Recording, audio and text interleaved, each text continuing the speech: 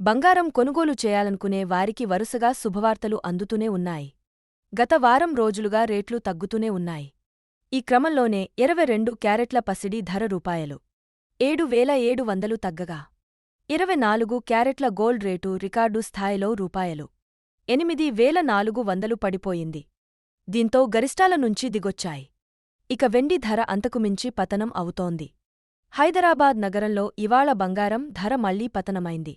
22 క్యారెట్లపై రూపాయలు 650 పడిపోగా ఈ క్రమంలో తులం ప్రస్తుతం రూపాయలు 1,14,000 వద్ద ట్రేడవుతోంది.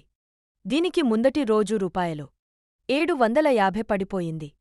అంతకుముందు వరుసగా రూపాయలు 4,300, రూపాయలు 100 రూపాయలు 150 రూపాయలు 1,750 ఇలా తగ్గగా వారం వ్యవధిలోనే ఏకంగా రూపాయలు 7,700 దిగొచ్చింది.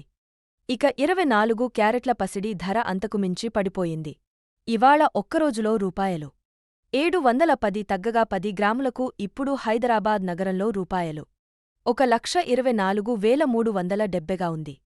ఇది గత వారం రోజుల్లో చూస్తే రూపాయలు 8,400 తగ్గింది.